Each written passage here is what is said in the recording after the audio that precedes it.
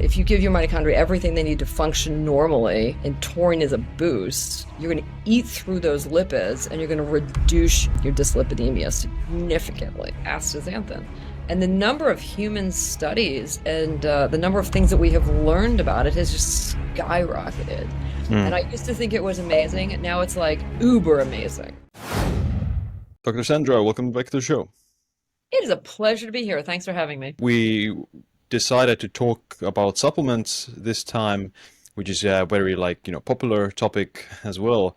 And you've talked a lot about different supplements and with your own rating system for grading their effectiveness or potential for health. So maybe we can just start off giving an overview of what does that system look like and how does it work? No, so absolutely. So it starts out with the idea, and I may sound repetitive here, but I will repeat myself. I believe in what I call the 7 tenets of aging. And this is how I sort of organize cellular dysfunction. And then the numerical rating system is based on how well supplements or adjuvants do within those categories. So, sort of in a moderately small nutshell, tenet 1 has to do with DNA alterations. So this is epigenetics, this is telomere shortening, and then recently I have added sort of a subtopic of heterochromatin distribution. Because as we age, our chromatin, the heterochromatin versus euchromatin populations sort of change, and the less heterochromatin you have, sort of the worse off you are. So that's sort of like new and different as the years have progressed. Tenet 2 is mitochondrial failure. And I think your mitochondria age in about 7-ish different ways, depending on how you count them. And this is anything from failure of your mitochondrial transport chain, with all the different subunits sort of coming and going, with NAD deficiency, with mitochondrial permeability transition pore failure, SIRT2 deficiency, there's some issues with fission and fusion and mitochondrial biogenesis, sort of, et cetera. So that's 2. 3 is pathways. And here are the classic 7 sirtuin pathways, AMP kinase, and of course, mTOR. And what I've also added in this category of late is the idea that circadian rhythms should be in the pathway category.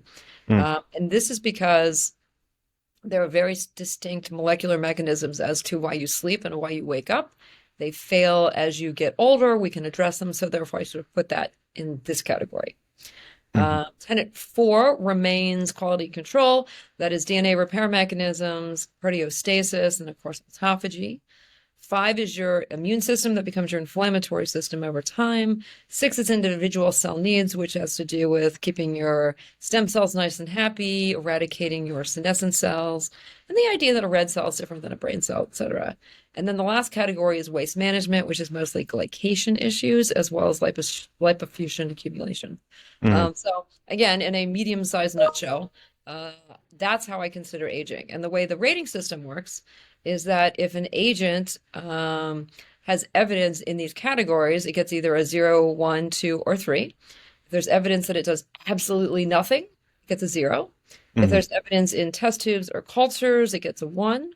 Evidence in non-human mammal models, which are usually rodents, it gets a 2. Solid evidence in humans, then it gets a 3. So now all of my agents have a 3-digit rating number. Tells you Gotcha. exactly what they do and what we know. So the best, most powerful magic pill would be that it has 3 on all 7 of the tenets. That would be miraculous. And some of them actually, there are some things that get kind of close. Yeah, absolutely. What are some examples of that? Well, so for example, metformin does a lot. I think that people have overdone it with dosage, and then you start seeing unfortunate side effects in terms of like hippocampal turnover. But metformin is extremely powerful. NAD precursors don't do something in every category, but they do a lot in several categories. They're very potent. And the other thing that we're realizing is that I can't give 3s to research that hasn't been done yet. So for agents that don't have a lot of financial backing, human studies are very expensive. So just because we don't know that it does something in humans, we can sort of extrapolate that it probably does. So, for example, fisetin gets 2s in almost every category, but it doesn't have any good 3s yet because we just haven't looked. But I think that ultimately a lot of these numbers will go up. And I guess my big example here is I started revisiting a lot of the agents that I hadn't looked at for years. The first one, since I started alphabetically, was astaxanthin. And the number of human studies and the number of things that we have learned about it has just skyrocketed. And Mm. I used to think it was amazing. Now it's like uber amazing. Yeah, I've seen also like, last year or the year before was like the life extension study. They found an extended lifespan. And yeah, there's also these clinical trials with inflammation and skin health and yeah, other like benefits as well.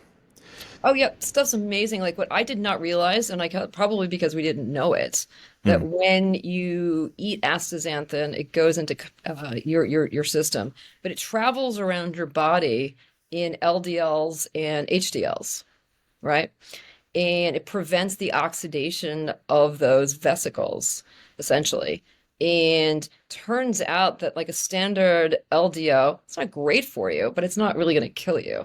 But once it's oxidized, that's when a macrophage comes along, sort of takes it in, becomes a foam cell, which then becomes the beginning of vascular sclerosis and plaque. So Mm. if you can avoid the oxidation of those molecules, you can theoretically reduce all relative risk of vascular sclerosis. And that was not known when I became obsessed with astaxanthin. So Mm. now I think everyone should just be on this for avoidance of, cardiovascular disease. Mm. Yeah, I'm a huge fan of astaxanthin as well. Um, Including the other carotenoids actually. I've learned a lot more about recently about like lutein, zeaxanthin, and lycopene, and those things. They also have quite a lot of like for eye health mostly that help with eye health, maybe some inflammation as well, but predominantly like eye health. Yeah, no, absolutely. And it just has to do with the fact that they all have this very long polar chain. Well, I take it back. Um, Astaxanthin specifically has a long chain of carbons, which is polar, and then the ends are sort of nonpolar, right? Polar, nonpolar, polar. Yeah. Uh, both, all areas, all two pieces or three pieces, depending on how you look at it, suck up free radicals and electrons. But what's cool about their mechanism is that they sit in membranes, right? So all the xanthins do it, including the ones that you referred to, and that's why it's so potent because they go to the membranes in the retina and they suck up these free radicals and they improve vision, or at least they decrease the damage to vision. So it's Mm. super cool. Right. What about like some other very like I guess powerful molecules that have a lot of threes? Oh gosh, that is a really hard question to answer. Um, Creatine, I don't know if if you've I've covered that. actually I've not rated creatine. It's great for your muscle, but it has not been rated yet. It is on the list of things to be rated. Hmm. Um, threes. You asked that in a very strange. The answer is I can't tell you right offhand. Yeah, Just, from the website, there's like nicotinamide, curcumin. oh, actually, this is perfect. You tell me the agent, and I can do what they Yeah. do. That's a much better method. So NAD, of course, is utterly amazing, and that's been all over the news lately. And the question is, what type of precursor should we be using? Mm. I read when I did the original rating system, it was pretty much only NR. And the irony is that we're sort of getting back to that. Um, but it did incredibly well with threes because, yes, there was money in it, so we could do human studies. And what NAD precursors do, obviously, is they become NAD. And this is responsible for all three aspects of energy production, in that it sits in your electron transport chain, it sits in the matrix of your mitochondria for the Krebs cycle, and it also is involved in glycolysis. So going from glucose to usable pieces and parts that go then feed into the mitochondria to make energy. Mm. But the other thing that NAD is needed for is 500 reactions whereby we actually take the molecule apart and use it as a cofactor. The two important ones are the sirtuins. So every sirtuin you need NAD as a cofactor, and then all of the PARPs. PARP1 especially, which is DNA repair. So without NAD, you don't have a whole lot of DNA repair, meaning you're more likely to get cancer or cell death, apoptosis. Alternatively, if you don't have NAD for sirtuins, you're going to lose cellular homeostasis. So there's an absolute, a lot of money got dumped into NAD research, which is why it's threes, and we know that it is absolutely critical. Once upon a time, there was only nicotinamide riboside. Now there's nicotinamide mononucleotide, although that's getting pulled from the market because they're turning it into a drug, which I think is absurd, but it is what it is. You can also inject straight up NAD, which is quite nice. Hmm. It all has to do, the reason all of this sort of goes on is that there's no actual NAD receptor, with the exception of on neurons.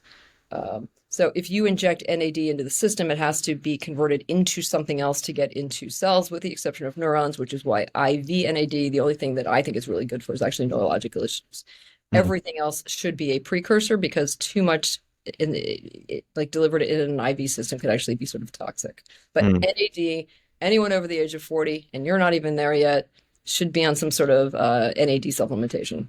Right. So yeah, like either NR, NMN, or even like nicotinamide could work. Yeah, and any of the B3 vitamins can theoretically do it. A lot of them just have side effects that are sort of miserable, but yes, absolutely. I want to take a quick break to let you know about my favorite wellness devices, which are the Bond Charge red light therapy devices. You've probably seen many of your favorite longevity influencers using these red light therapy devices, but do they actually work? Yes, they do. Red light therapy has been shown to have many benefits on skin anti-aging, hormone optimization, pain management, and even exercise performance. I use my device every day for 15 minutes, especially during the winter months when there's not much sunlight. It increases my energy in the morning and makes my skin glow. Just check out the testimonials on the Bond Charge website for the before and after pictures of other people. Most red light therapy devices don't have the right wavelengths of light, which might mean you're not getting the claimed benefits. Bond Charge uses the exact wavelengths of light used in research, and they also have near-infrared light that's beneficial to the joints. Head over to bondcharge.com and use the code SIIM, SIIM, for a 15% discount. Next one of my favorite supplements is a glycine, which I like a lot. What do you think about glycine? Well, that's very curious. So it's just a methyl donor. So what do you like so much about glycine?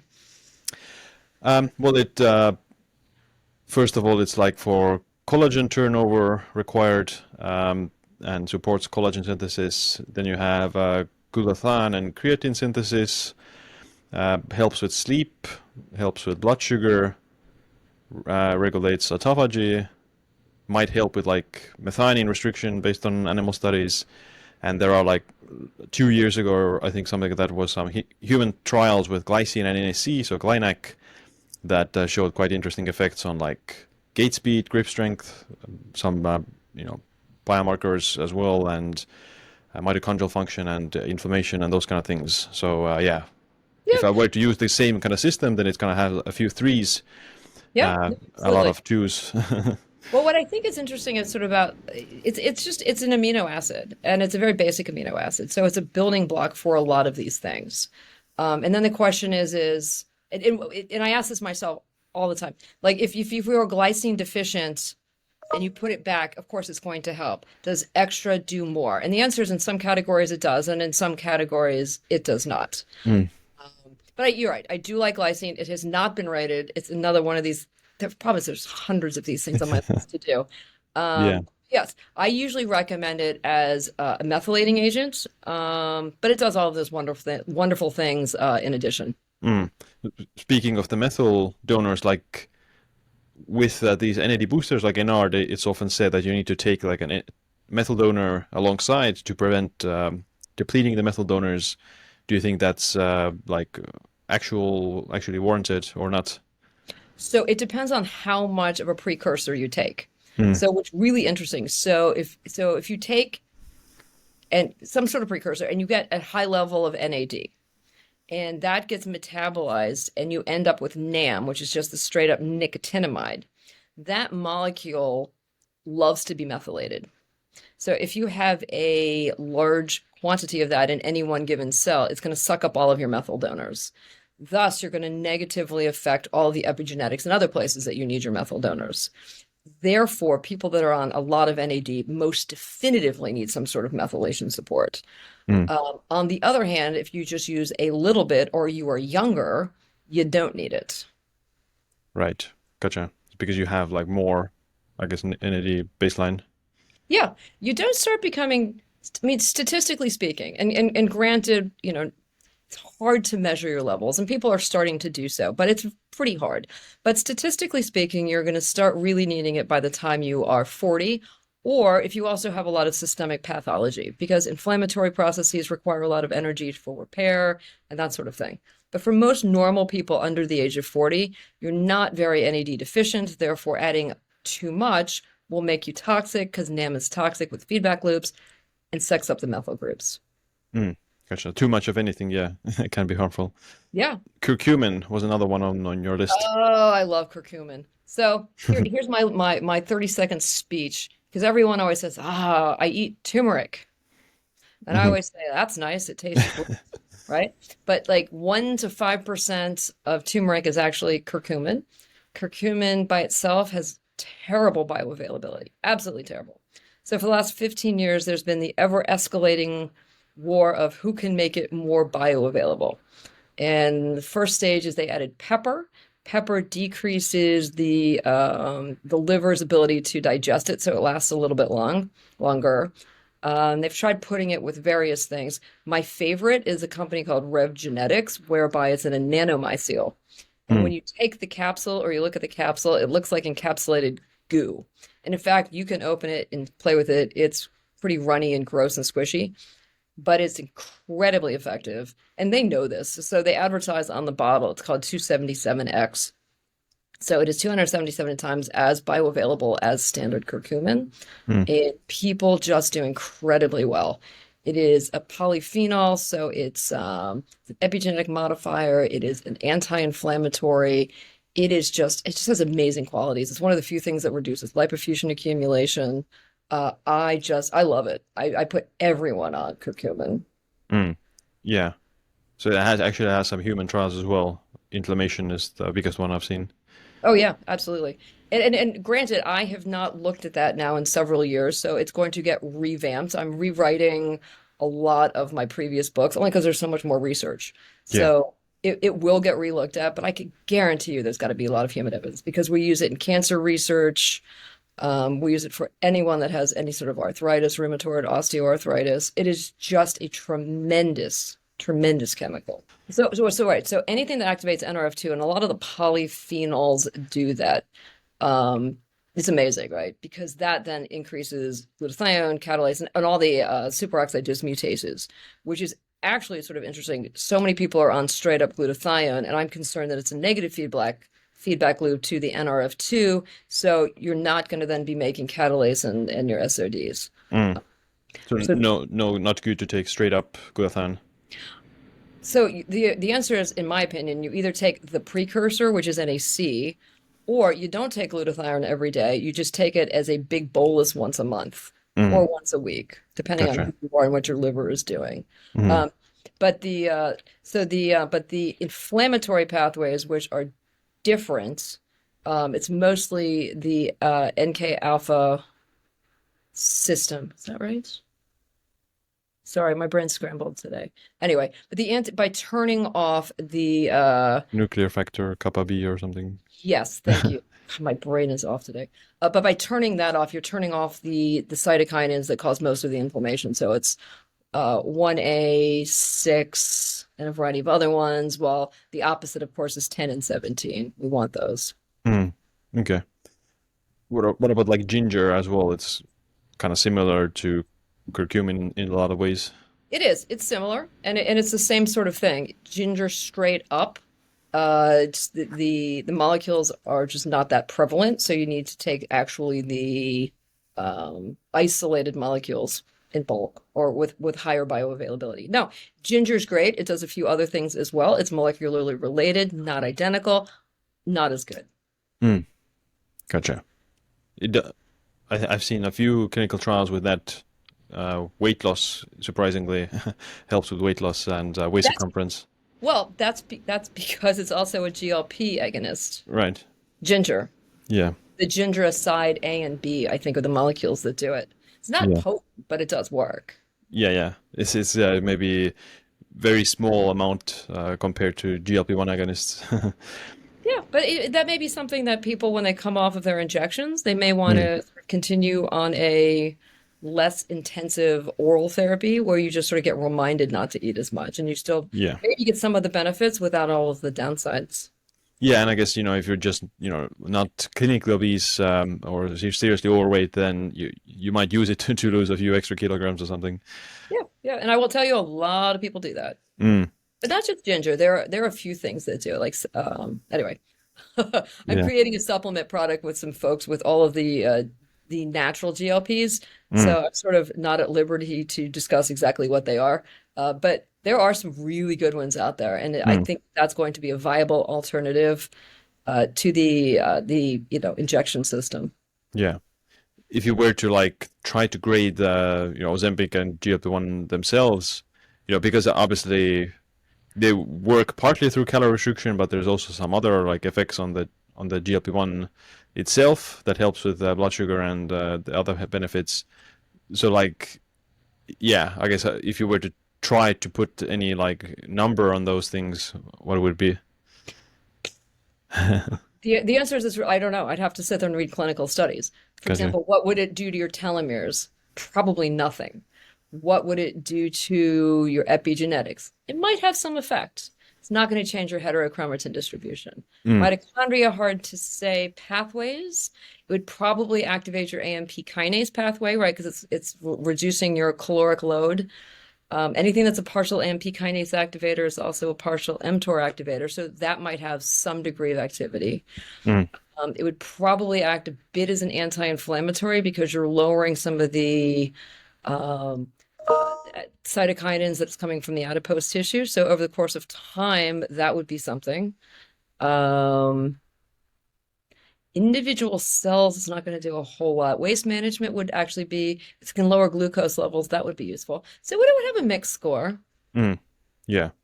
I guess, But yeah, most people are talking about systems right now and not cell-based. So yeah. it's going to be hard to say. The other thing that's happening is we keep going through different generations of these things, and they all seem to have slightly different profiles.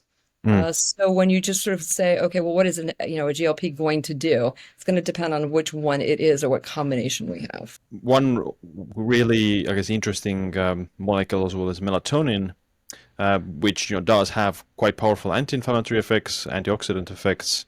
How would you like rate melatonin? Oh gosh, I have rated it. I don't remember what the exact number is, but you are spot on. It is amazing for your mitochondria. Amazing for your mitochondria. In fact, I went to a conference once and a gentleman was recommending like 200 uh, milligrams a night. And I'm like, that's kind of silly. So I made it up to I made it up to 20. I think I pushed beyond 20 once and then I was an absolute zombie. But no, melatonin is absolutely fantastic. Again, nothing for your DNA. To recall this, mitochondria, obviously it's scored a 3. Pathways, probably not. Inflammation, probably it's scored because it does have some anti-inflammatory properties. Probably nothing for repair. Cells, I think that actually there's some evidence that helps your bone cells. And then waste management, I don't recall. Maybe some slight glucose lowering, but probably not a lot. But it Mm. definitely had some 3s because we have a lot of human studies with melatonin. Yeah. Yeah, actually interesting to see. Yeah, like I seen 10 milligrams helps with like lipids and inflammation. But yeah, like you said, if I personally, if I've taken like 10 milligrams, I was also waking up quite groggy and like a zombie a little bit for a few hours. And yeah, I've seen actually like on Amazon, on the US Amazon only, I've seen like 100 milligram doses, which Yeah. sound quite a lot. And I don't really quite understand. So in the UK, you can't even get melatonin. That Mm, that is baffling to me. yeah, Absolutely. I don't understand why they do that, yeah, but that's kind of interesting. I have a lot of UK clients and I recommend it and they're like, yeah, we can't get it. It's like saying we can't get a prenatal vitamin. It just seems absurd. But Mm, anyway. right. Um, Moving on, maybe with like carnosine. I remember that was one of your favorites. I love Carnosine. I can't wait to go back and sort of revisit it. But so Carnosine, I chose to put in the panacea because it's a simple, safe transglycosylating agent. And what does that mean? So when sugars, and you obviously know all this, I'll just sort of repeat it for your listeners. So when reducing sugars, which are mostly glucose and fructose, combine in an oxidative environment, they break up into pieces and they create something called AGEs, which are advanced glycation end products. AGEs are incredibly inflammatory, which is bad. They land on tissues and they cause tissue destruction. Just absolutely horrible things. But becoming a glucose molecule, breaking down and becoming an AGE is actually a 6 non-enzymatic step process. And the first steps are reversible, and the second half of the steps are not reversible. So what I always like to say is in the first half of their relationship, this glucose and this protein, they're not committed to each other. It's slightly romantic, but they're not committed. And if you take a more attractive molecule and you introduce it into the system, you can take the glucose away, right? Once they're married and they're stuck together, you're sort of hosed. Nothing's going to happen. You're stuck with an AGE. But anyway, so the first half of this process, if you introduce a more, a better molecule, the glucose will jump ship onto that molecule and then you excrete it. And that's what transglycosylating agents are. And there's several. Carnosine is the most benign, safe, easy to get, easy to produce molecule, which is why I chose to put that in the panacea. Other things include like hydralazine. It's one of my favorite drugs. Hydralazine is used, it's a drug that's used for emergency high blood pressure. So if you showed up in the emergency room and your pressure was like, 200 over 100, they'd be like, oh my God, hydralazine. So I can't really tell people to take hydralazine because it will crump out your blood pressure. On the other hand, the hydrazine molecule is an amazing transglycosylating agent. That's my best example. And there's several of them that fall into that category. But the easiest is carnosine. Gotcha. Other really nice thing about carnosine is it is a muscle buffer. So when you consume it, it goes into your muscles, which is if you eat chicken and turkey, there tends to be a lot of carnosine in it as well because it lives in their muscle. And it buffers the acid. So if you're a big exerciser or you're getting back into exercising and you get that burn when you exercise and you like ache the next day, this essentially gets rid of that. So people love this. Okay. So this is why carnosine is so amazing. The two other interesting factoids is that so you can take it as a pill, so it gets all over your body and it helps to do all of these things I've mentioned. But you can also use it as eye drops, and they're just NAC eye drops. They're over the counter, and it actually can lift some of the glucose off of your lens and actually start to decrease cataracts and presbyopia. So I am obsessed with these eye drops. This whole eye drop thing now, which is kind of fun. We could talk about that in a minute if you want. The other kind of thing that you need to know about carnosine is because it is everyone has it in their regular bodies, right? It is an endogenous dipeptide. Men have more than women. Young people have more than old people. So as you are a woman and you are aging, like you're in the worst category possible. But because it is a naturally occurring agent, we have enzymes to get rid of it. So there's an enzyme called carnosine ACE, and it eats up carnosine. So the more carnosine you take as a supplement, the more you rev up the enzyme to get rid of it. And then you've got this escalating game of eat it, break it down, eat it, break it down. So for supplements that are actual supplements, meaning like you have it in your body, I recommend cycling those to allow your regular enzymes to sort of go back to normal. And then you can scratch again. Because otherwise, at some point, you're taking a standard dose and it's not going to do squat for you because you just get rid of it instantaneously. Oh, interesting. Yeah. How, like, I've heard that it's not like very bioavailable in of itself. So the interesting thing about bioavailability is it sort of depends on, you can always increase the dose, number one, right? Or you can microencapsulate it. You can do this, you can do that. I will tell you that regular carnosine, the numbers probably don't tell the whole story, because I can tell you that when I personally take one capsule, which is, depending on the brand, is either 400 to 500 milligrams, I don't feel anything. It's great. If I screw up, and I have done this, and I take two, your body is just on pins and needles, that burning weird carnosine flash for like 5-10 minutes. And you go, ooh, that's bioavailable. I feel that. Gotcha. So I guarantee you that it's getting into your body. Yeah, because like if you take beta-alanine, right, then your body makes carnosine, Yep. if you're not mistaken. So that's one other like alternative. Yeah. You can And do it that. also gives it a tingle. Yep. So depending on, so young people do better with the individual agents. So 20s and 30s, absolutely take the components. If you are old, you don't do that as well. So take the carnosine. AKG, so alpha ketoglutarate. That's talked a lot about as well, and it's has some interesting animal research about lifespan. What do you think about AKG? I love it. I love it. It supports your brain. It supports every cell that uses glutamate, which is in your mitochondria. Very, very, very useful. I have found that the best use for it is actually with people that have GI dysfunction. Mm.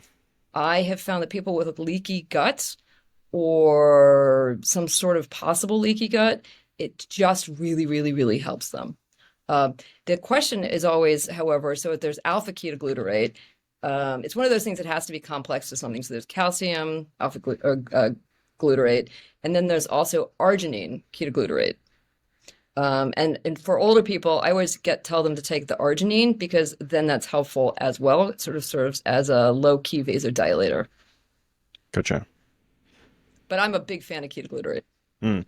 Which like type? So like there's different. You can attach it to different things like calcium, arginine. Do you think any one of those is better or not? So it depends on who you are, right? So if you are old and you have a high calcium score, don't take extra calcium. So you don't want it, right? On the other hand, if you have a calcium deficiency, which a lot of women do, then that's important. Mm. I mostly deal with older people and we worry about like vasoreactivity and et cetera. And it's arginine is very useful as a low-grade vasodilator. Mm. So I tell most of my clients to go with the arginine. Gotcha. Yeah, I also tend to be more careful with calcium because there's like the studies like large doses of calcium can be problematic for heart disease risk. No, it absolutely is, and I think that it's really interesting. I've lately become sort of obsessed with low-grade metal toxicities, iron, calcium, copper, because especially iron, what happens, and it's really interesting, is your body absorbs it into your intestinal cells, your enterocytes, and those cells decide if I have enough, I'm just going to like get rid of that cell, and if they don't, they absorb it, right? But once iron is in your body, other than hemorrhage, there's no way to get rid of it. Right? So young women that are menstruating sort of lose blood, so you're losing iron. Men obviously don't do this, and older women don't do it. So all the iron that you're bringing in is stuck there, right? And so what does it do? Like you need some, right? You need some to make red cells and to sort of run, various reactions around your body. But unfortunately, iron takes part in the Fenton reaction in terms of oxidative stress. So the more iron you have, the worse oxidative stress you have, the more free radicals, et cetera, the worse off you are. So there's no way to sort of clear this stuff out other than natural chelators. I mean, there's some like big ass chelators that you can use for drugs, but they're not going to give it to you, and it's ridiculously expensive unless you're dying of something. So I've been trying to focus on chelating or trying to chelate or reduce the intake of these agents as much as possible. And it turns out, back to our friend Astaxanthin, it turns out that every molecule of Astaxanthin can theoretically clamp onto two molecules based on the two rings of a +2 metal. That's interesting, yeah. So I have a client that has some high mercury levels, and we're going to try to reduce it with Astaxanthin, see if that works. Interesting. Yeah. And the excess iron also like drives this lipofuscin that you mentioned earlier, one of the like things that accumulates. Yeah, it does, because it's absolutely. So because the body can't get rid of it, it stashes it in the back of the cell. It causes things to sort of become globs that are non-digestible. So it just sits in the back of cells, and you get lipofuscin accumulation, and especially in nerve cells and brain cells as you get older, that is a huge problem in terms of taking up space and not being able to have cognitive ability. So all of these people that take extra iron, I think, oh my God, I don't think that's a great, unless you're truly deficient, I just don't think that's a great idea. I'm Yeah. also weary of now everyone's taking copper tripeptides.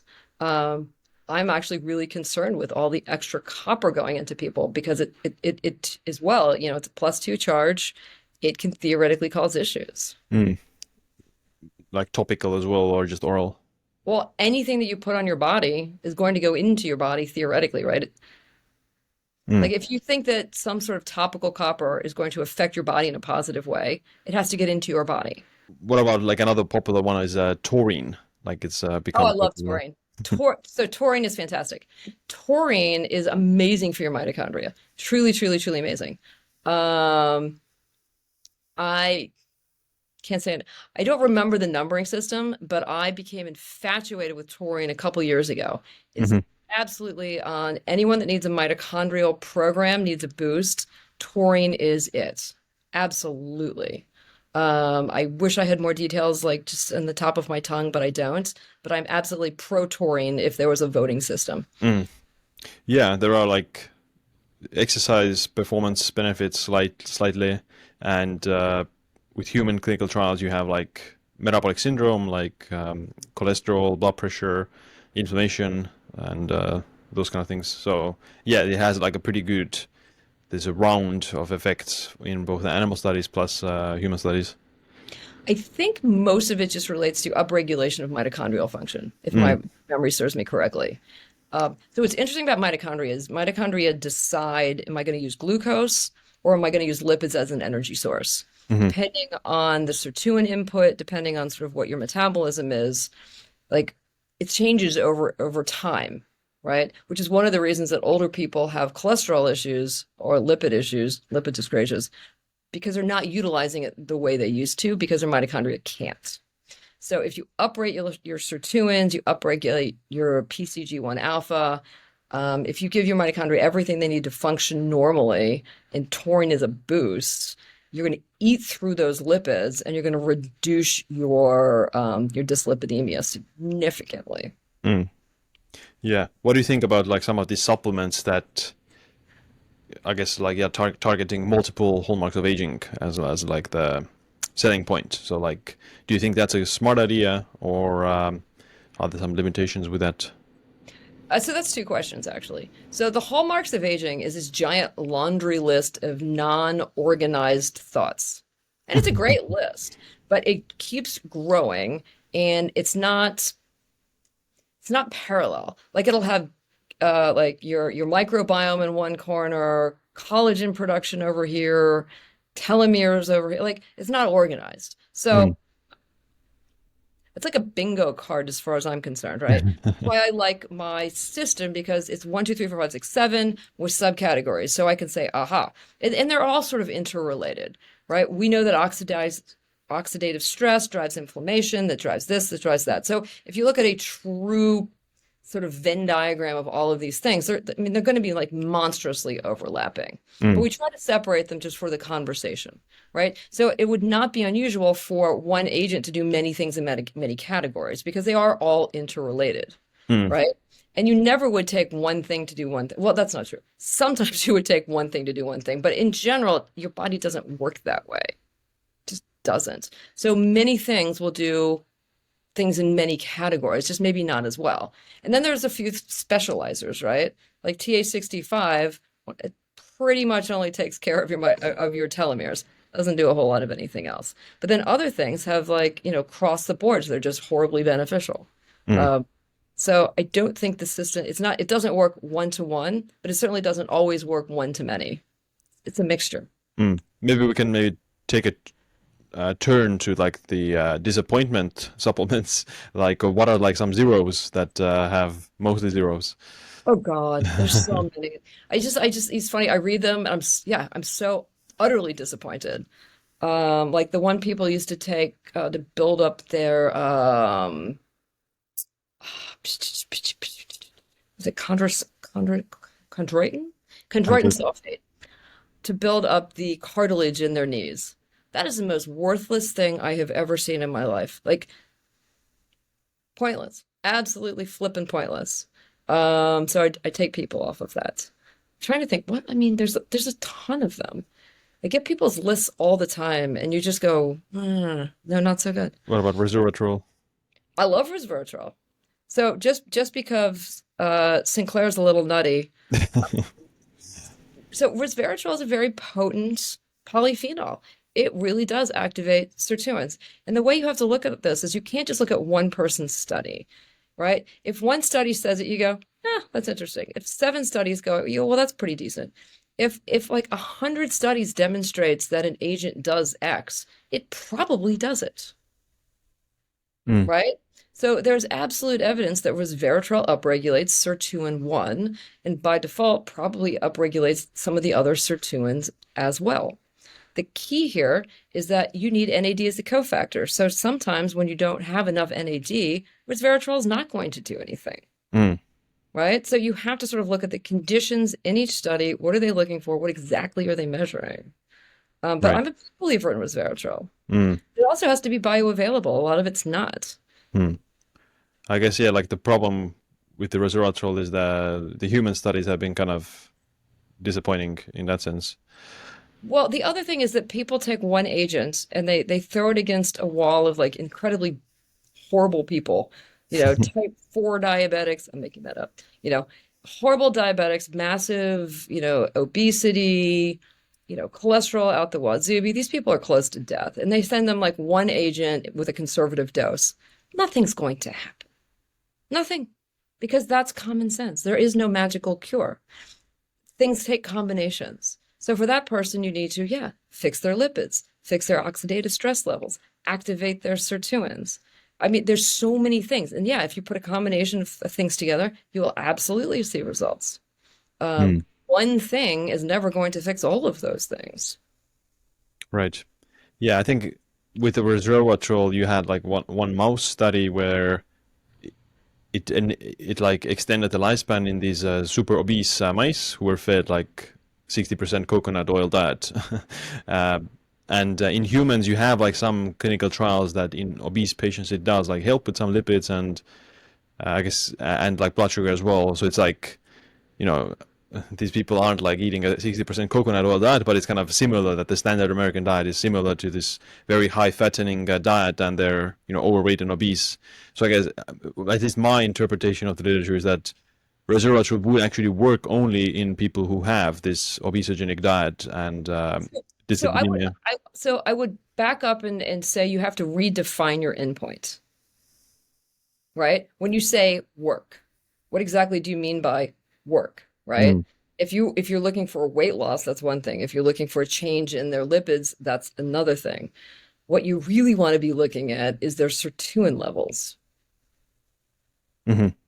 right? That's what you want to be looking at, because resveratrol is a sirtuin activator, right? No one does, but very few people do this. But this is what you have to do, right? You need to measure 1, 3, and 6 and see actually what it does. Because then by default, what do sirtuins do? Well, they help you sleep better. They don't measure that. No one counts that. It decreases cancer risk, but that's not what they're measuring, right? You have to know what your outcome is. You have to define the goals of your study, I think, more appropriate to the agent and not just something that's readily measurable. What is overrated? That's a good question. Problem is I never keep track of the ones that are overrated because I sort of toss them. I don't know, multivitamin or something. Oh, I love multivitamins.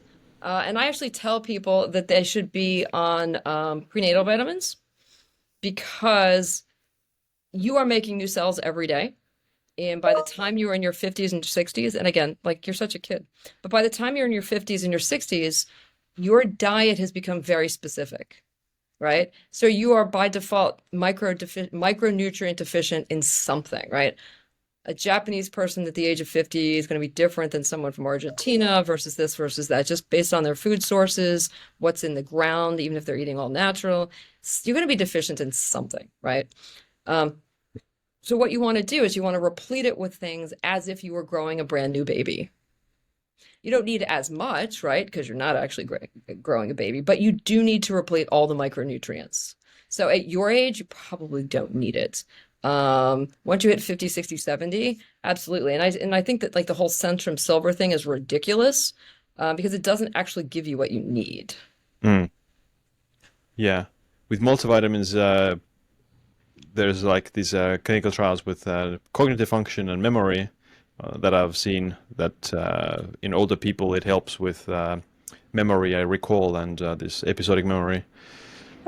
Because they're deficient. So, eh, but that's just general health. I don't consider that longevity per se. Like general Right. health is you're deficient in something, fix it, and then you're done. Mm.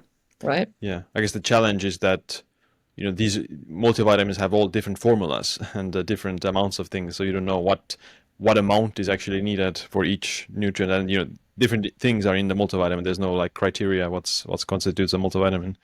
No, you're absolutely right. Which is why I tell people go with prenatals. Very smart people have figured out exactly what baby cells need. Mm. I will tell you that any pregnant woman that took prenatals, their hair grows better, their vision was better, their nails are harder, everything is better. Why? Because they're not nutrient deficient anymore. As soon as they give birth, they don't take it anymore, and everything goes back to where they were before, and then they get kind of annoyed. Like, well, you could take them anytime you want. They're gummies from Amazon. I mean, they're cheap, they taste good, and they're very useful. Granted, you don't need a full dose, as I said, but they're very helpful. Mm. So I was actually looking through my list of other interesting things to sort of bring up. And one of my other kicks this year was to work on the different sirtuins, because, we've been working on sirtuin 1 forever, right? So resveratrol, pteristilbene, and parviflora. But I thought, oh my God, we need to fix 3, right? 3, 4, and 5 run your mitochondria. 3 becomes deficient actually before any of the other ones. So I've become a huge believer in dihydromyricetin or hinokiol, but dihydromyricetin is probably my favorite only because it's more available. It's fantastic because it's sold online as a hangover cure. Yeah, And, I remember that. I saw right? the names I mean, of them. it's fantastic, right? And so when you start buying it, you start getting like pamphlets from, Alcoholics Anonymous.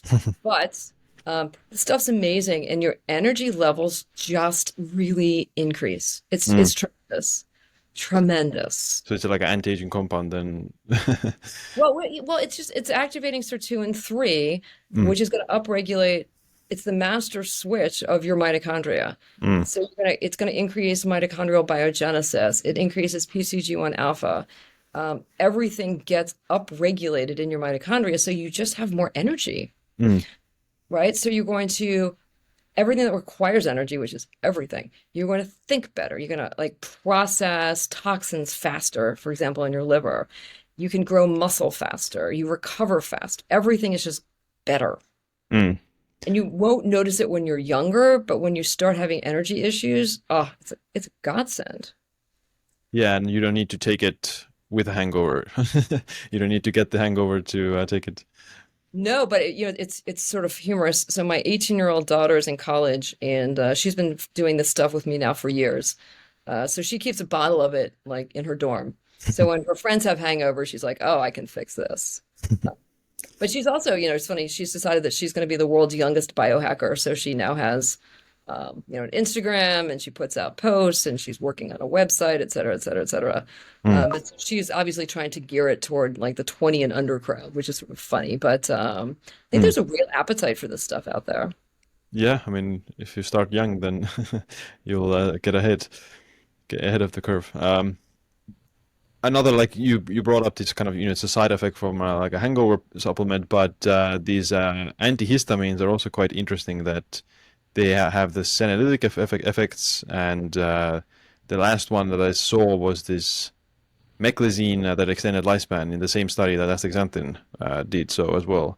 So what do you think about antihistamines? So antihistamines, so histamines, just so I don't know if your listeners know this or not. So mast cells are part of your immune system, and when they get activated by allergens, they release histamine. Histamine is a massive inflammatory agent. So it's what causes, like if you bonk yourself or get bitten or something, it's what brings all the inflammatory processes in, right? So it causes the redness, it causes the swelling, it causes the itching, it causes all of that. So theoretically, if you got rid of that and you reduced the inflammatory process, yeah, of course you're going to do better. Mm. I also, I'm not a huge fan only because antihistamines and I just fall asleep immediately. So for me, that's not a great thing, but I love the idea of it. Mm. Yeah, I'm not like myself taking them, but coincidental so like our dog gets like car sickness and he's drooling in the car, and like one of the nausea medications we gave him, like I read like the active ingredient is this meclizine that was Yeah. just found to extend lifespan. So we're like maybe extending our dog's lifespan with that whenever he's going for a ride. So Yeah, in very small periods of time. That's funny. But if you want to go down the medication road, so I love, so I'm an anesthesiologist by training. So I love the idea of repurposing medications for longevity. Mhm. And there are just so many really cool, interesting medications out there. Yeah. My new favorite that freaks people out is obviously lithium. Um, it's sort of interesting. Number one, low dose lithium has been demonstrated to decrease all-cause morbidity and mortality, which is just really interesting.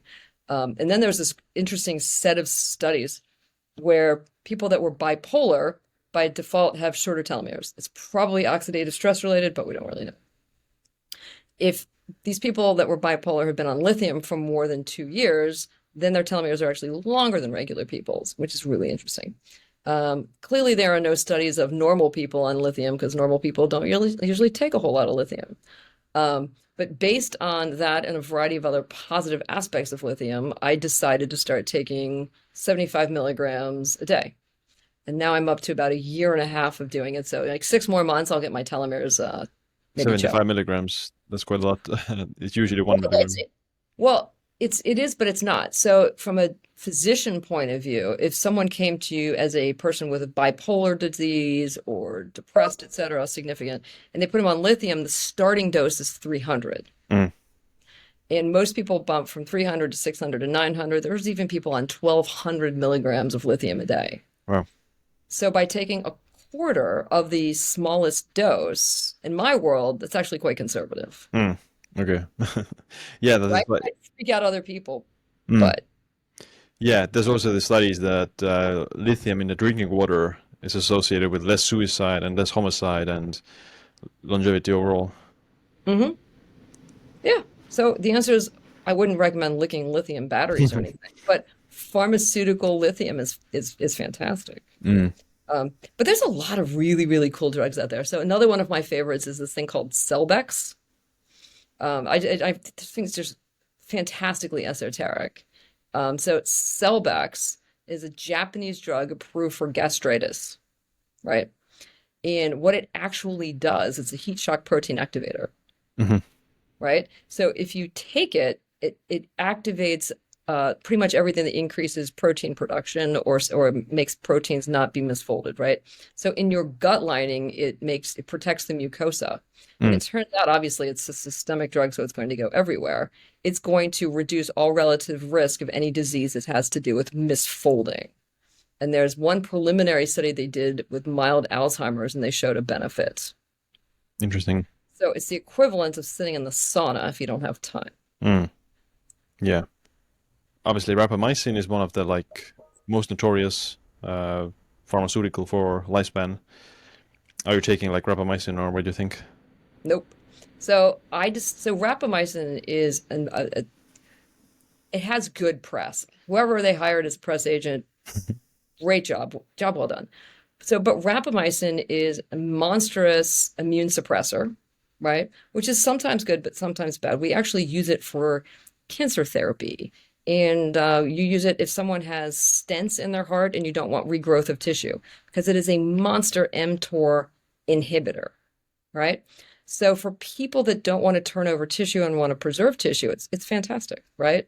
The problem is that if you really read through the studies, there are tissues that need to turn over and then can't, such as hippocampus, right? So there is evidence that it can cause hippocampal shrinking and certain memory issues in rodents. And I've actually talked to some people that feel that they've had some memory issues from rapamycin for longevity. And it may make your skin look better. It may make, other things better, but if you can't remember it, it's not worth it. It's not Mm, worth it. yeah. There's different subdivisions. I mean, there's mTOR1 and mTOR2. Rapamycin is like a hammer. I think when we come up with rapalogs that are more specific and we understand them better, then that will be a really good therapy. But at the moment, I don't think we're there. And I personally am not ready to do that. Mm. Yeah, yeah, like the mTOR C1 is also needed for the growth of neurons. So if you suppress that, then yeah, some neurodegeneration risk can be coming. But Yep. I guess we again, like, periodically taking, maybe not all the time, occasionally. Yeah, the problem is we just don't know, Mm. right? I mean, if we're going to live to like 100, 120 or more, right? What is the detrimental effect on your brain turnover if you start doing it too early? And no one knows. Yeah. So, who knows? Maybe someone's taking it and they're going to do incredibly well. And it's the best thing since sliced bread. It's hard to say. But everything that we choose to do is a relative risk analysis. And Mm. I'm not personally ready to do that. Now, granted, I take a lot of crazy drugs, but that one I won't do, you Mm. know? I mean, Yeah. people laugh at me. I take allopurinol to lower my uric acid levels that aren't elevated in the first place because I think that, even a standard uric acid level is too high. So I get Mm. rid of that. I take aldose reductase inhibitors because, so glucose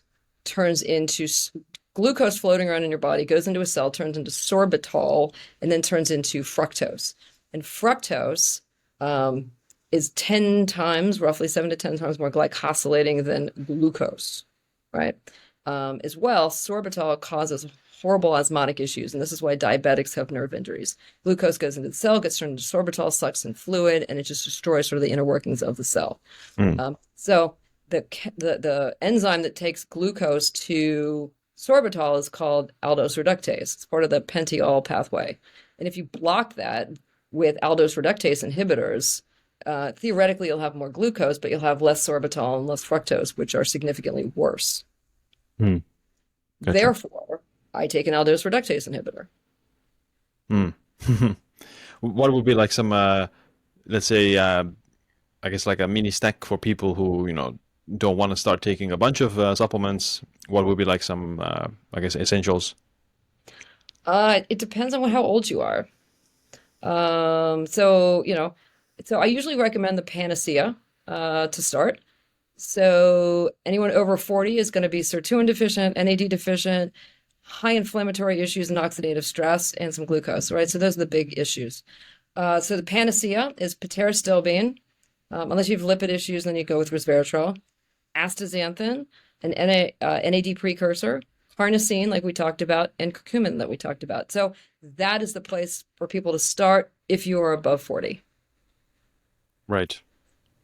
What about like young people who, are early in the game?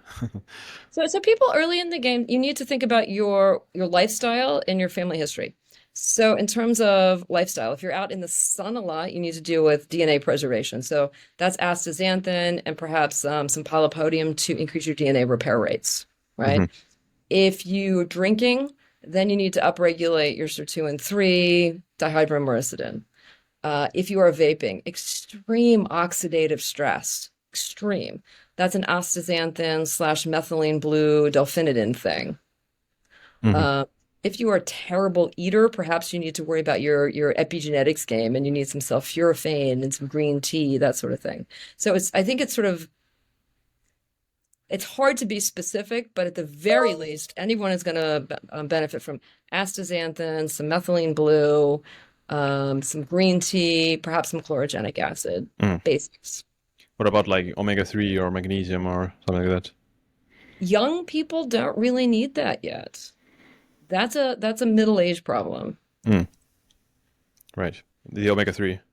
Yeah. People's metabolism is, I mean, unless you're 400 pounds and you're 12, I don't want to make fun of those people because they do exist. Generally speaking, your lipid composition, thus leading to the composition in your lipid bilayers, is not really all that screwed up until you get a little older. Mm. Yeah. And yeah, heart disease, starts, or I mean, it starts pretty early, but manifests itself more in your like 50s or 60s. Yeah. So again, you don't need too much in your 30s. True aging starts around 35 to 38. By the time you're 40, you're very deficient in things. Most people don't really see problems until their mid 40s, but obviously they've already started aging. By the time you hit 50, if you're not on a significant program, you're behind the 8 ball. Most people, by the time they're 60, oh my God, we really need to go full court press.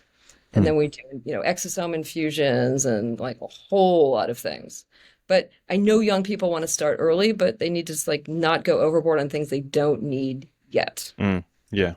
Don't start taking like a bunch of pharmaceuticals when you're 20. Yes. Unless a doctor gives them to you. I don't want them. Yeah.